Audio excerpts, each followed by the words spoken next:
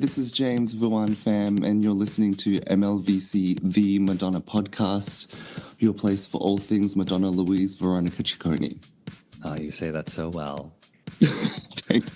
If we ever need an extra co-host, we know who to call. And hey, everybody, it's Stefan. Thanks for joining us for another episode of MLVC. As you just heard on the show, we are joined today by James Vu Anh Pham, who danced alongside Madonna on the Celebration Tour. I'm sure all of you know that. And who's currently on the road with FKA Twigs on the Eusexua tour. Welcome to the show, James. Hi, thanks for having me. So first off, this is the most important thing. Happy birthday to you. Thank you. How was your birthday? It was wonderful, actually. I'm definitely paying for it now. This is not feeling amazing, but well, you know, you got to suffer sometimes for. Yeah. It's the yin and yang. You know, you gotta. Yeah. But it looks like you're in your 30s. It's like, you know, you feel it. Wait till you hit past 40. Let me just tell you, I think you think recovery time in your 30s is rough. Where are you podcasting from today, James? I'm in London at the moment, in the UK. And this is you're in a bit of a holding pattern between the Eusexia dates, I think, right? Yeah, it's we're on a bit of a pause, but actually, I mean, it's been really lovely. A lot of the cast members, we're all living together at the moment, so we're moving through this together. Nice. Well, yeah. I'm sure having a bit of a break to sort of regain some rest and all is a good thing. Yeah. So let's just jump right in because I know people are dying to know. First, we're gonna go way back in time. How did your origin with dance come to be? How did dance find you? I grew up in Perth, Western Australia, and both my parents are Vietnamese, and I'm the first generation to be raised in Australia. And I actually started in music when I was like 7, and then around 15, I was in an arts public school. And I lost the passion for music at that time. I think I'd been doing it for so long in such a certain specific non-creative kind of way, so I'd sort of lost that juju. And then someone recommended that I try out a dance class. Also because I'd still very much had stage fright, so anytime I played instruments on stage, my body would kind of seize up, and I would blank, and it's very traumatic teenage experiences. And what I loved about the dance classes is that it involves the whole body. And I loved being physical as a kid, but I didn't like sport. I feel like dance was a beautiful in-between kind of thing. And I guess from there I was kind of hooked. I think I didn't go into a dance class sort of with the aim of it unfolding into anything major. It just was very much something that gave me joy as a kid. And then, within a year or so, it just became very much an obsession, and I just wanted to try other styles, and kept going. And my parents were a bit like, okay, we don't know what's happening, but if this makes you happy, you know, we'll do our best to support. And then by the time I was 17, I moved to New Zealand and really began taking it seriously and training full time. Right. So I think that I had seen you went to the New Zealand School of Dance, and then participated in a bunch of programs and projects in Australia, Belgium, and the UK. So I guess that sort of all of those different programs and different experiences helped develop you and your dance throughout the years. What was inspiring to you during those programs and those different areas that you were dancing? I think, I mean, that sort of training and the lineage of movement that I was learning at the time is very like based in contemporary dance, like concert contemporary dance, with some ballet as well. So then it was a very technically specific kind of training that would usually lead you through dance companies and dance institutions, which, yeah, it's not like a commercial kind of training at all. And yeah, so I don't know. I think the first sort of 10 years of working professionally, it was very one style and one way of working. And yeah, I think working full time all the time in various different projects taught me a lot about how to manage working very long hours, being very physical, how to recover, and making lots of beautiful connections. Yeah, I didn't know it would lead me to something like Celebration Tour, but I did feel in one way very prepared and then in other ways very unprepared. Right. So, we've spoken to so many Madonna dancers on the show, as from way back to Blind Ambition to Girly Show to Reinvention and Confessions and Sticky and Sweet, like so many of her tours. And I think one of the things that is a through line through all of those people is they all have sort of specific abilities and maybe some differences to or specialties that may sort of make them like pop during an audition process. And did you feel you had any special abilities that brought you to the Celebration Tour that maybe somebody else didn't?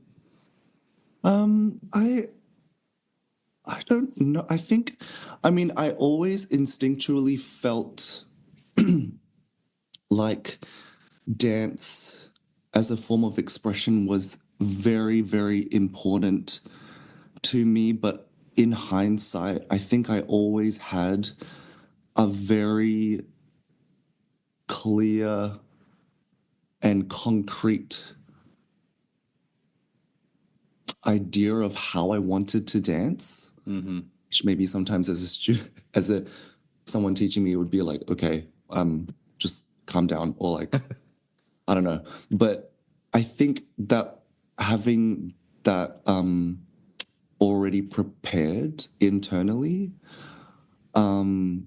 gave me a very intent, clear direction in my development. And I think a lot of the times I would be employed, I noticed that I would always be used for my specific, unique way of moving naturally and my passion for creativity. So I think a lot of the projects that I worked with in my 20s, I would usually choreograph my own solos, or they would sort of just like leave me in the studio to work on my own and then come back with like a lot of things to offer, and it would just end up in the shows. Or then the choreographers would then ask me to share the material that I made to the other dancers or like teach them. And yeah, I noticed that that was a very common thing for me. So I think I didn't know if that was a strength, but there was a nice confidence that I did have something to offer. Yeah, but I really had no idea what I was going into for the Yeah. audition.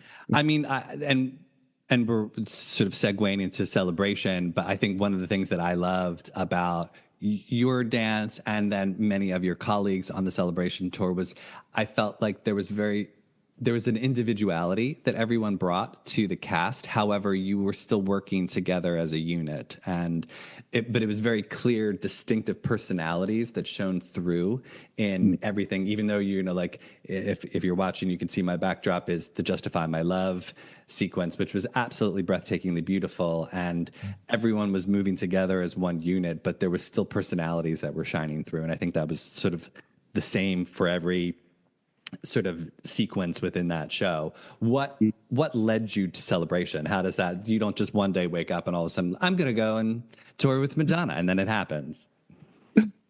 Yeah, I mean, I think there are a few choreographers that I'd worked with before. So Damien Jallet, who's I think I've known him for like over 10 years now. I've worked with him years prior to the audition, and also Sidi Labi Shekawi as well, and they worked very much in the same world, like the concert contemporary dance and the institutions. They've made a lot of work there. And I don't know, I was in a ballet company at the time in Belgium, and I was very unhappy. Like that was actually the first time that I'd signed a contract to be in a full-time dance institution. Usually I'd go from project to project, and there were extended things, but they were led by like one choreographer who had their team. So it was a very unique experience every time, and very sort of catered to your strengths. But in a dance institution, you kind of just sort of feel like cattle. You just like have to, you're just like a bunch of numbers that then get divided up in different pieces that they bring choreographers in and commission work. So it's like a bit of a buffet, but through that experience, I met Damien. And I don't know, I'd sort of energetically put this call out to the universe being like, I'm either just going to stop dancing because I'm actually very bored now and tired. Or, like, maybe something magical and crazy can just appear. And very much out of the blue, I got this message from Damien and his partner, who's also a good friend, Emilios. And they were like, would you be okay if we put your name forward for Madonna to consider for this upcoming tour? And I thought it was a joke. I was a bit like, that's crazy. I mean, yeah, sure. Go for it. Yeah, but I don't think it's going to happen at all. Like, I'm very much not that kind of dancer, but why not? And I actually didn't think anything much of it because I just thought it was such an out there idea. It was so beyond me. Went to bed, woke up, and then on my Instagram, Madonna had followed me on Instagram.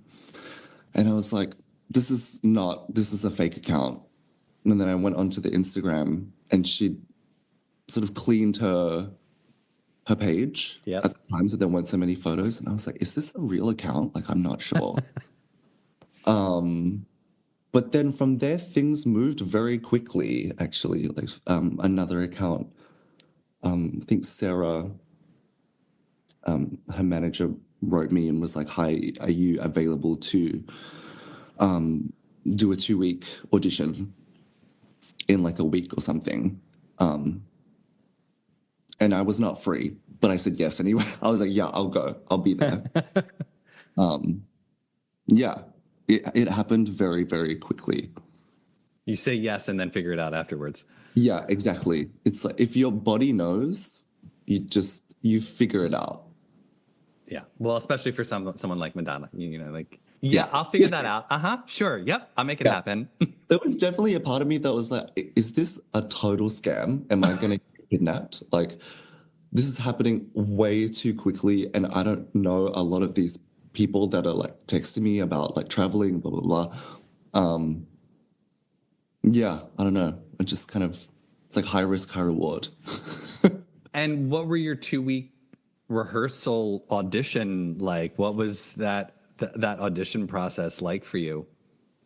It was crazy. I honestly, it was just the most beautiful, intense experience I've had in a long time. Especially at that time, I'd spent so long working and dancing in a very specific way and I'd been doing it for so long that it was just an understanding for myself that it's like, yeah, this is easy for me. There's nothing new. I just feel like I'm almost wasting my time now. So then when I came to this experience for the audition, I was like, oh my gosh, I don't feel prepared for this. Wild, like I was just very much a contemporary dancer at the time. And then suddenly it's like every couple of hours, I'm thrown into a completely different genre of dance. And it's just like a common understanding and an expectation that you just do it. And I was surrounded by so many incredible artists that are masters at what they do. And they're so good at being chameleons and making it look like they've danced in that way for a long time. And yeah, there were, beautiful moments of learning and genuine connection and me being like, hey, I have no idea what the fuck I'm doing. Like, can you help me? And, that's how I met Chaz. That's how I met Darrell. And they were very open and very helpful with me, and guided me along the way. So, yeah. And I guess I'm very much a perfectionist and I don't want to be seen looking terrible doing something. So we'll finish a full day. And I would, just review things and like practice a specific dance style till like 4 a.m. or something, and then wake up again in a couple of hours to like do it all over again. Yeah, it was beautiful.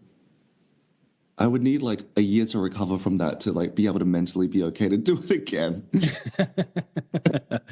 And so so you get the job, obviously. Spoiler alert, James got the job. And what was the development of the tour? Was it already locked in certain things, or did you get to help develop and I think you choreographed a couple things in the show.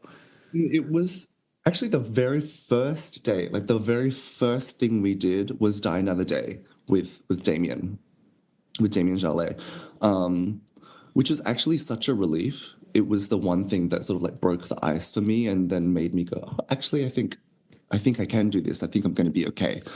And I'd worked with Damien before, and I very much understand his creative process. And he's such a visionary, and he's not only a choreographer, he's also very much a director and like a visual artist, and has such a grand scope of what his idea is. And on the first day, he was like, okay, we're going to do Die Another Day, and here's the rhythm of it, like the very iconic beat of it. And I'd known that song from a long time ago because my dad loves that song and loves that movie.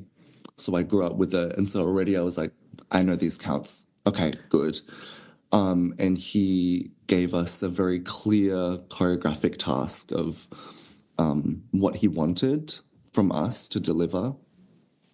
So he was, in a way, like trying to taste test and see who was able to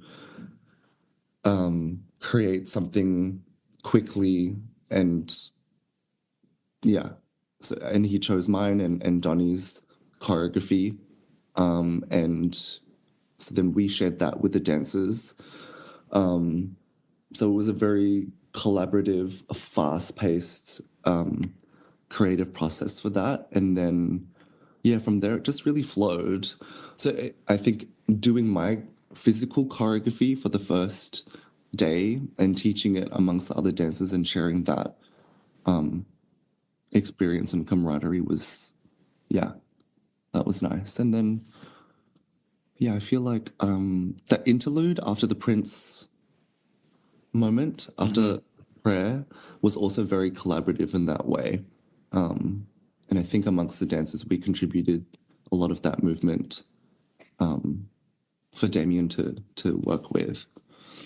Well, Die Another Day was one of my favorites on the show. I always I saw it a couple of times, and I was always like, oh, Die Another Day. Oh, that's nice. Also, and like I said, with my backdrop, Justify My Love, I also thought, and I think one of the things that I love about Justify My Love on the Celebration tour was the juxtaposition between the numbers and the styles, and like it was just so almost quiet and beautiful and intimate, but big and bombastic at the same time. Like the movement was so great on that. And I mean, not that I see tons of other tours, but I just don't feel like other people were doing that type of dance movement on stage, you know, like, and I loved how Madonna was woven into not just that, but just any of the other numbers, Yeah. which was great. Did you have a favorite number on the show that you loved to do? I mean, I genuinely loved Die Another Day to perform it. It was, it, there's, in my personal life, I hate responsibility. It's probably something I need to figure out for myself. But professionally, when I'm given a lot of responsibility, I respond very well, and it forces me to be very present, and it is very technical that you move so fast on such specific beats with M, and I'm right next to M, in and around her, for the whole song. So it's like if I do one thing wrong, if I mess up, that'll fuck her up, or I might like touch her, and I've hit her a few times in rehearsal as well, like there's so much, and she's definitely hit us as well. And we have these like really heavy costumes and really heavy hats, so we're already working against so many obstacles. So I have no choice but to be hyper vigilant in that part of the show, and that's really exciting for me. There's so much risk involved. And I mean, yeah, of course, I love the song. It's really iconic. And then in opposition to that, I think Vogue is such a vibe to perform. It's such an opposite experience. There's so much freedom within that, like moments where you have a couple of counts of 8 to make your way from the center down to the front, and you can be as you want, like in your character. And yeah, it's a beautiful moment to connect with the immediate audience in front of you, and yeah, it's very theatrical, and I like performing that. I really get to sort of research myself as a performer, theater-wise. Yeah, very two opposite experiences of performance, but I get a lot out of it. Yeah, I got to see the show a couple of times. I think it was about 6 or 7 times. And I was in different vantage points around the stage, on the floor, a little further back. And so I would pay attention to different things each time. And I think the time in Philly, I was closer to the front stage. We called it the cake stage when she would come up for Nothing Really Matters. And so when you were towards the front on the Vogue area, I was able to see you and the dancers just sort of like hanging out, having fun. And I think you had a parasail, and like it was just weird things that you all were doing. They're just having a blast. And I think what I loved about the different numbers was how many different characters you and the other dancers would inhabit throughout the show, and I guess that was Madonna's idea, like point was to sort of take everyone on this journey through her career. And so yeah, it was fun, from like Justify My Love to Die Another Day to Hung Up, the Vogue Ballroom, like there were so many different personas that you were inhabiting. And thank you for being part of Hung Up, where we did get, although we got a little hung up on Tokisha, we then did get taken back to the disco. So that was I mean, I think it's really a testament to M's, like, she's such a true appreciator of art, and I think she really, really respects craft and commitment, and it's such a sacred act, form of expression. So she's very aware of what's going on, not just in the commercial industry, but like in the concert dance realm and like performance art, and there are very many different wheels of artists that exist within this greater performance industry. And I think maybe a lot of artists are more in the commercial realm and work with the same commercial flavors, and that gives a very specific thing. But M is just like, I think all of this is also very heavily inspired by and can be juxtaposed by this other kind of art, which is, you know, what Damien's very strong in, what City Lobby's very strong in, and what La Horde is very good at. And she mixes them all together and also then has access to a very different group of artists and performers that can deliver this and that and both. And everyone's such a master at what they do, and everyone's like a little bit crazy. So then when, yeah, we're left on our own to perform on stage, if there's moments where it's not so heavily choreographed, we can show our personality and that it is fun and vibrant, and she can rely on us in that way. She doesn't have to baby us or look after us if, you know, things aren't finished or whatever. She knows that we'll get the job done and do it well. Yeah. And question on just like the stamina that you all have to have during that show, because I mean, barring the fact that Madonna was on stage for pretty much the entire show and, you know, singing and dancing and walking, I mean, the dancers were like times 100, you know, like, I mean, just between some of the interludes, the dances themselves, I mean, the ray of light, just watching everyone, like constant movement. Yeah. I'm just tracking back now, like putting my physical body like through that memory process. It's like I'm sweating. Yeah, it was crazy. Like it was very, very crazy. But I think like when you're in and around that many people with that much energy, energy creates energy. You can't help it. And there really is such a tribe and family feeling with everyone there. And strong community. There's no choice. Like you feel like you have to show up and you have to push, and you're connecting to something that's so much greater than you. Yeah, it's very special. So in like stamina wise, I didn't feel like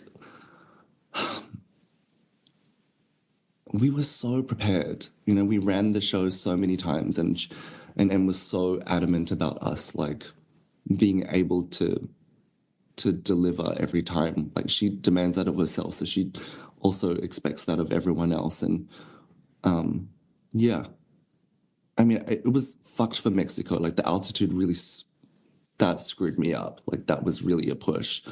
Yeah, I thought I was gonna faint, but yeah, it's fine. There were definitely moments during Die Another Day where I was like, I could faint on her. So I would, yeah. Well, you kept it together. I mean, Yeah. did you have a favorite ballroom guest? Oh, do you think? I mean, so many of them were gag worthy, but I think for me, yeah, Twigs was really fab, and the way she handled the situation was amazing. She's such a performer. Yeah, that was really exciting for me. I've loved Twigs's work for a long time, like since like over 10 years ago. So to see her in her full glory on stage and performing with us, yeah, that was really iconic. And we're going to get to Twigs in a moment. Real quick, it's almost the 1 year anniversary since the Rio show that was the finale for Celebration Tour. What was the experience working in Rio? Because that just seemed like not only was it your final show of the tour, so there's that sort of sentimentality and bittersweet ending, but it's also the largest audience that tour had seen and largest solo show ever for a standalone performance in Rio. I mean, it looked massive and crazy. Yeah, it really was. I mean, we all really understood the scope of what it was going to be. And at the same time, we were like, we can't think about it too much because it could really wig you out. It's like if you're going to be performing in front of that many people, and it's not just the beach and the sand. You're going to have people watching from the sea on their boats. You have people who have rented out like streams of apartments alongside the road just to have a chance at seeing what's going on. And your eye cannot see where people end. Mm-hmm. It just, I don't know. And we were staying at the Copacabana Hotel just in front of the stage, and they built a bridge for us to like cross because it would just be impossible like with that many people and that much passion like outside the hotel. So yeah, they built that to keep us like able to freely move back and forth. It was really exciting. It was really life-changing. It's definitely a core memory.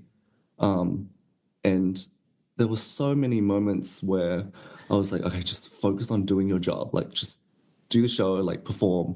But then moments where I would just, like, walk past, like, Daniele or, like, Nicola or Chaz, and I would just break down. Like, I would just start crying on stage because I was like, this is the last time I'm going to be doing this with you. And then, in moments where suddenly the whole crowd of almost 2 million people would just like scream the lyrics of the song like at you with so much passion and love. It's so overwhelming. Yeah, crazy. Yeah, it was beautiful to watch. I felt it was such a fitting finale for that show. When we thought it was going to happen, and there were rumors that it was going to happen, and then when it was finally happening, I was like, "This is good." I was happy that that's sort of like how it went out. Even though I felt like Mexico, it would have like if that was the end, that would have been fine too. But Rio just like kicked it up a couple notches, and yeah, was there a big cry after that tour ended? Or were you just sort of like devoid of sort of any emotions because you'd left it all on stage? Yeah, I thought I'd left it all on stage, but afterwards we had like the after party, and some of us were staying for a few extra days just to like settle and ground before we would disperse. And every single goodbye was heartbreaking. I think we'd spent like 14 months or something all together every day. We'd eat together, sleep together, bathe together, perform together, train together. And a lot happens in that amount of time. You get to see the, darker parts of people, and they see the darker parts of you, and you learn and you accept and you exchange that you can't hide. So you undeniably have like developed a codependency on each other. And there's so much privacy that you need to keep about the tour as well. You don't want information leaking and professionally and things like that. So in a lot of ways, you are separated from a large part of society. You can't share certain things about your experiences while it's happening. So we really only had each other for that amount of time. So then suddenly when it's just done, you're like, who the fuck am I? Like, what do I do now? Like, yeah. Well, and I think that's sort of, I mean, I guess that was good for you because you didn't rest very long after Celebration Tour. And for everyone watching and for everyone listening, obviously there are things James can't talk about with the show because of, we know there's like legal agreements and whatnot. So for everyone who's going to come yell at me for not asking this or not asking that, well, you're just going to have to pretend that he answered. So yeah, exactly.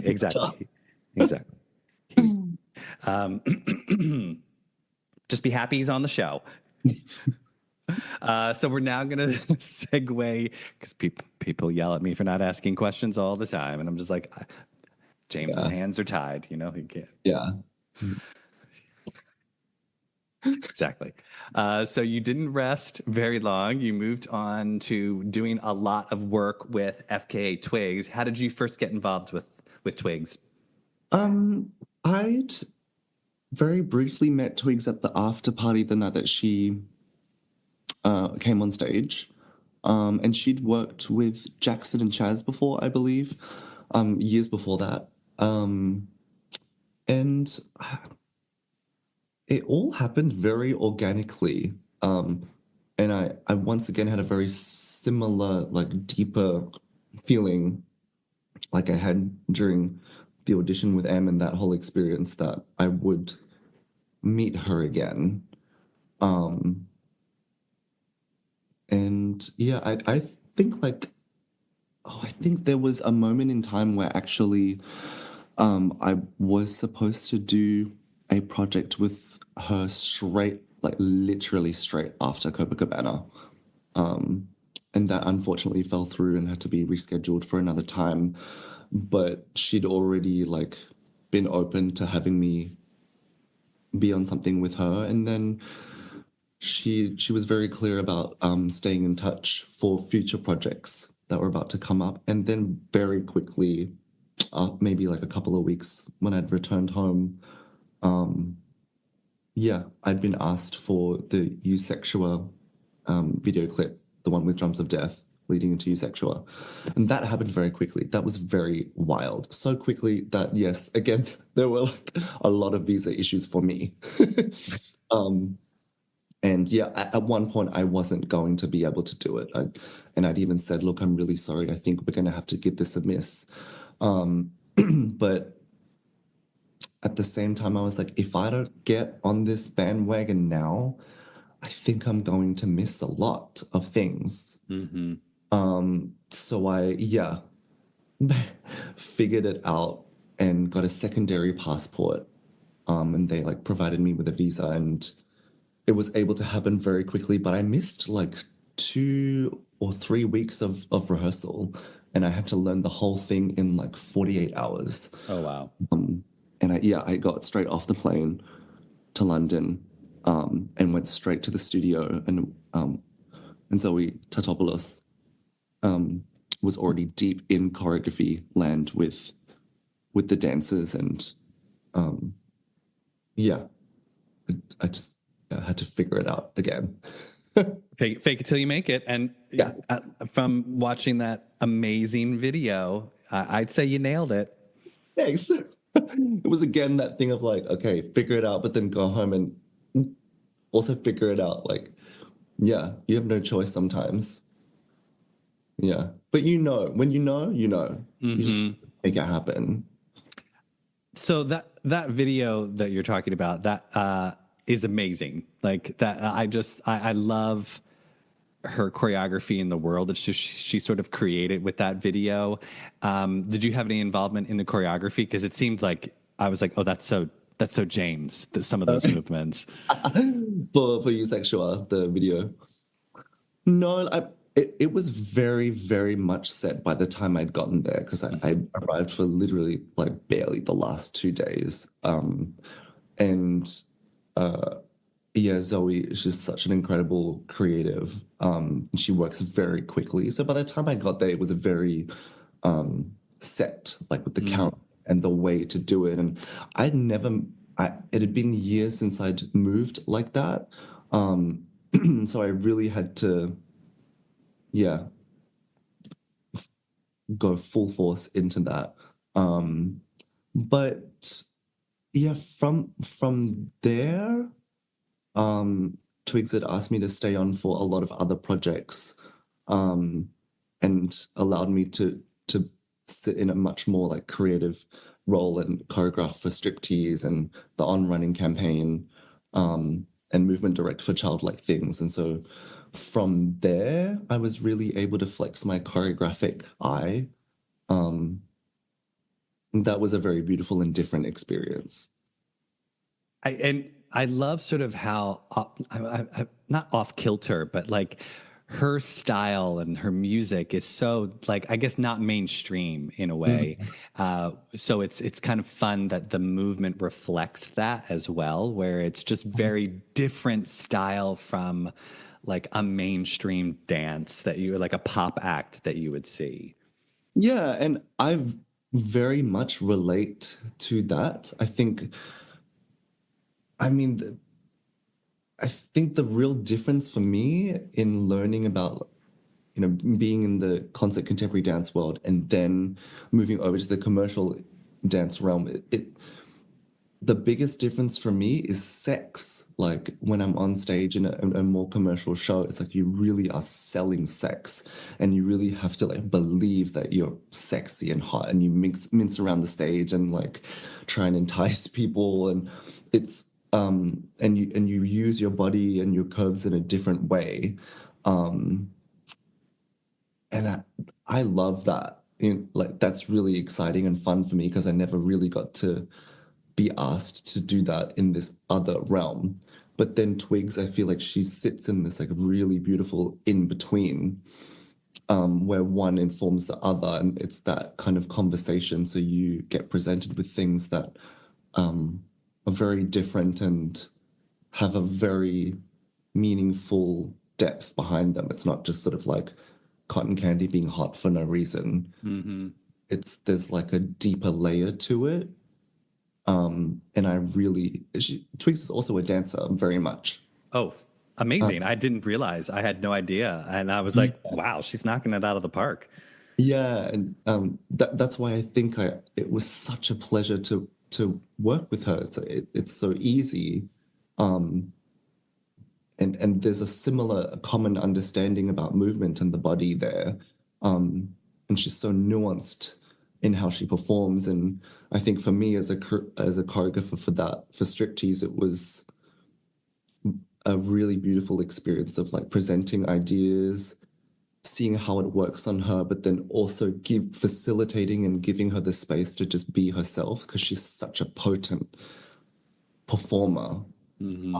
And I don't want the choreography to take away from that. Like I want the choreography to enhance that even more. Um, yeah. And she sort of seems like a kindred soul with Madonna. Like I can see why Madonna sort of gravitates towards her because it sort of appears in terms of like their artistry, they seem very aligned and very similar in that way where there's more going on than just like the presentation. Like there's so much storytelling in everything that they're doing and the visuals and the movement. So Mhm. I wasn't surprised that I saw you sort of segue into that world. I was like, oh, that seems like a very like obvious next step for you. Yeah, it felt very organic, and I'm very thankful. I just sort of like casted myself to the winds and just sort of trusted that one thing would very much lead to the next. And yeah, there is a very distinct tenacity and urgency in creativity between Madonna and Twigs. And I think they really see that in each other, and they really respect each other in that way. You know, when someone is so honed in with their craft and the necessity to create and inform and educate and lead by example. And yeah, it's the kind of art that I think can be very confronting, but also very healing, depending on where you're at in your journey when you observe. Yeah. Um, I know you probably don't know, and if you do, you probably can't even say anything. But we're waiting for an FKA Twigs Madonna collab. I'm just putting it out there. I just like, when is that happening, James? And you don't have to answer. Uh, people want to see it. I would love to see that. Well, Well, there's and also a lot of crossover with casting. You know, well, like I was just going to say, and how it's almost like a little mini reunion with Celebration Tour because there's a bunch of who's on tour with you on Eusexua that was on Celebration. I think it was, Jackson. and it's Jackson. Well, but there's been like in some of the videos, I think Twigs has used a couple Celebration Tour dancers. Yeah, Chaz did childlike things, so that was actually the first time that we'd seen each other after tour, which was wild. And Daniele was in Eusexua and also did the on-running performance with Jackson and I. Yeah, look, it's so beautiful to keep spending time with these people that mean so much to me. And yeah, it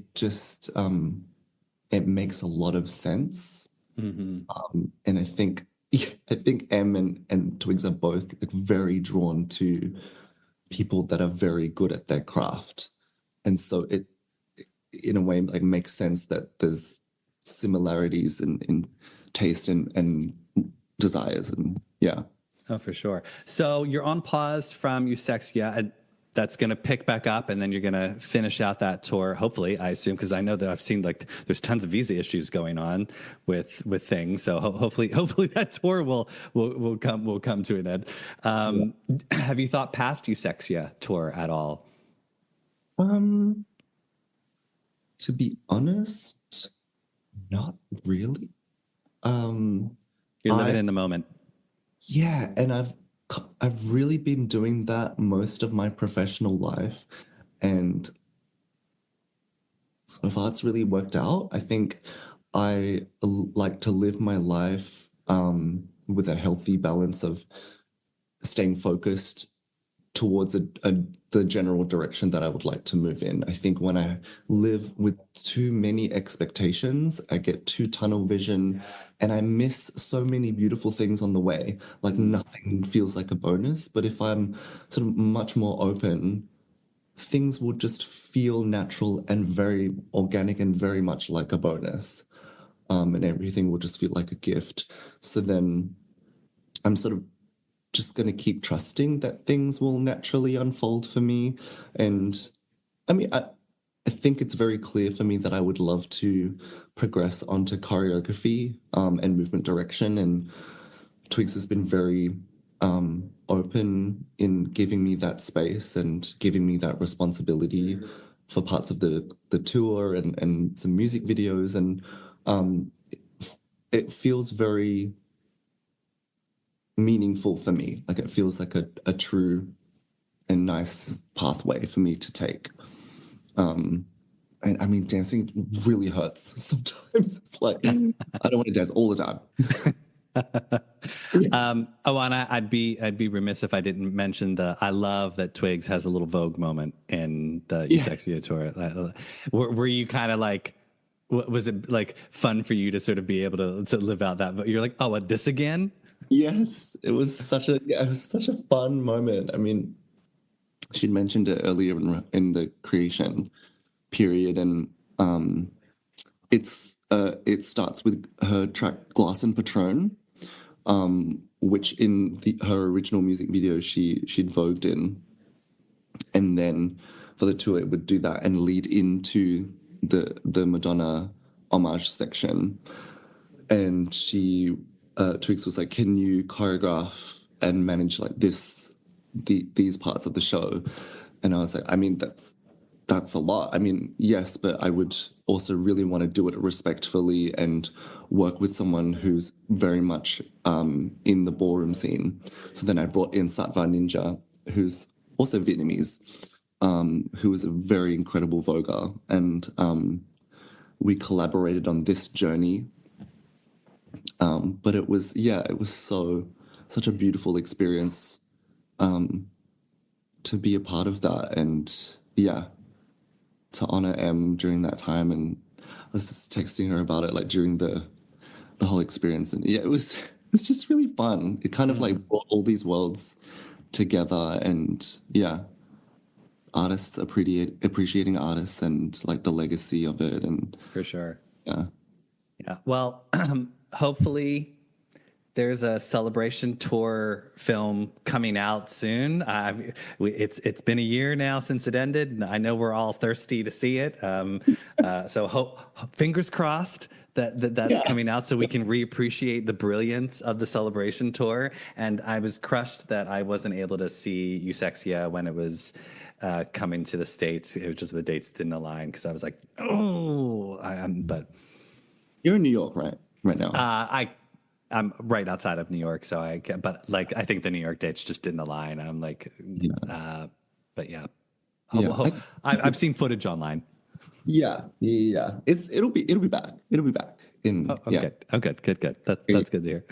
Okay, well, James, I know you're busy in London and you've got to go get some, like sticky toffee pudding or something like that. But before I let you go, there's a little segment on the show we like to call the lightning round. These answers are meant to be quick, off the top of your head, wherever you're at in your Madonna journey. So let's channel back to Madonna land. Favorite Madonna song? Papa Don't Preach? Yeah, vibe. Bedtime stories. Gag. Oh, you only have to give one.